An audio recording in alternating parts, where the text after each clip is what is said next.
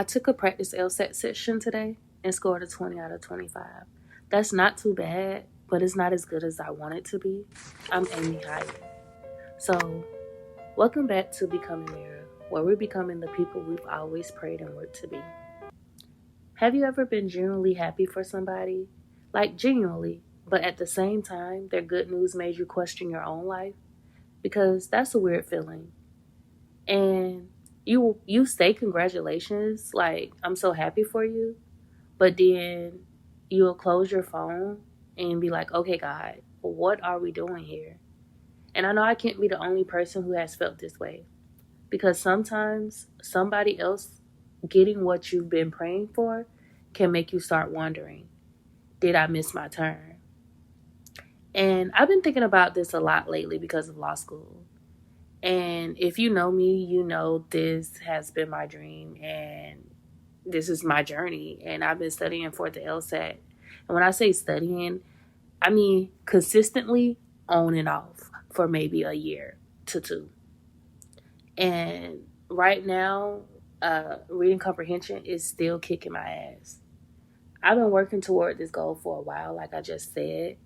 And I put in the work. I've taken the practice test. I've had scores that I've been really proud of and scores where I'm like, bitch, what the fuck? And then there's this application process where it's so high and very expensive. But although it's high and expensive, you still apply.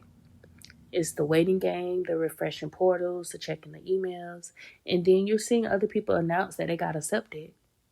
And listen, I'm happy for them. I really am. Like, seeing other people get accepted inspires me or pushes me to keep going. But I'll be lying if I said I never had that moment where I thought, so when is it going to be my turn? And that's the part nobody really talks about. You could be proud for somebody and still be disappointed about where you are. You can celebrate somebody and still be struggling with your own feelings. Both can be true at the same time.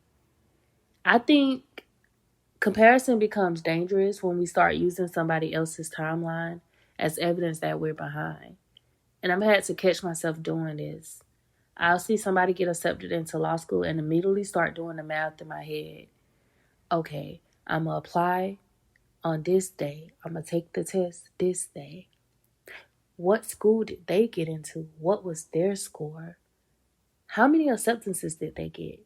I'll even find myself going to the law school's website and looking at their ABA disclosure statements. That's basically just their GPA range that they'll accept and their LSAT score that they'll accept. And that's terrible. I really have it bad, y'all. And meanwhile, I'm forgetting that I don't know their entire story. I don't know what their journey looked like. I don't know what they have sacrificed. I don't know what doors have opened for them. And they don't know mine. And to be honest, my journey has not been exactly straightforward. I made so many detours that I'm not proud of, but ultimately, it was to survive. Like, I knew I had to work, I had to get a job to be able to take care of myself, pay my bills, make sure I eat. And my jobs, don't get me wrong, like, they've always been good jobs, but they weren't sufficient enough for me because I knew my dream. Like, I knew where eventually I wanted to end up. So I had moments where I thought I knew exactly what was going to happen next. And life would just happen and say, try again. It's not your time. You got to do something else. But I'm learning that a delay is not the same thing as a denial. And not starting law school yet doesn't mean I'm never going to start law school. It just means not yet. But those two words can be a hard pill to swallow because we live in a world where everybody announces the outcome. You see the acceptances, you see the new job, you see the engagement posts, the house, the car, the graduation, the new baby, the new businesses. But you don't see all the not yet moments. The moments where they're struggling to apply for the schools, or waiting on test scores, or the nights they cried, the days they wanted to quit. And social media has made us forget that everyone is somewhere in the middle of their story. Somebody can be celebrating their chapter 20 while you're still writing your chapter 10. But that doesn't make your chapter 10 less important. And honestly, I have to remind myself that my goal isn't to get into law school just because everyone else is getting into law school. My goal is to get into law school um, during the right time, the right opportunity, with the right mentality. I have to pray to God to basically, when I receive my blessing, allow me the mental capacity to be able to keep it and walk in it and not let it go. So I don't want to rush my life just because somebody else's life is further ahead. And it's hard. It's hard just saying it's not your time, you know? Especially when you really, really, really want something. And I really, really want this.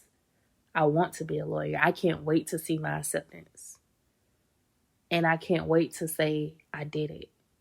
But until that moment comes, I still have to live. I still have to work. I still have to take out time to study. And I still have to take care of myself, because who the fuck else is going to do it? I still have to become the person who can handle the life that I'm asking for, which is why I pray for the mental capacity and the ability to keep the blessings when God gives them. But let me be honest, some days I'm mature about it. I'm like, everything happens in God's timing. Trust the process. But other days, I'm like, respectfully, God, can we speed this up? Because I have things to do. Like, I really do. But I think it's okay to admit that waiting is hard. Like, we don't have to pretend to never get frustrated. We don't have to pretend that rejection doesn't hurt. You don't have to pretend you never compare yourself. The goal isn't to not have feelings or to not show them. The goal is to basically not let those feelings convince you to give up. Like, the goal is to keep going no matter what. So maybe you're listening to this and you're waiting too. Maybe you're waiting for the acceptance letter, the job offer, the financial breakthrough, your next opportunity. And maybe you're wondering, when is it going to be my turn? And I don't have the exact timeline for that. I don't have an exact date. But I can remind you that your timeline and your story is valid. Someone else's yes doesn't make your no. Someone else's acceptance doesn't mean you are allowed a rejection. Someone else's chapter doesn't cancel yours out. You are still becoming, even while you're waiting. So instead of a challenge today, I want to give you a becoming moment. I want you to take 5 minutes, no phone, no TikTok, and no comparing, and write down 3 things. Okay, you got your pencil? You got your paper? I'll give you like 5 more seconds. Number 1, what am I waiting for? / what are you working for? You know? What are you working towards? Number 2, what am I doing right now that is preparing me for it? What are you doing in the current moment that's preparing you for what you're praying for, basically? And number 3, what can I celebrate about myself today? Not when you lose the weight, not when you get that promotion, but today. Because you deserve to be proud of yourself today while you're still on your way, while you're still in the becoming.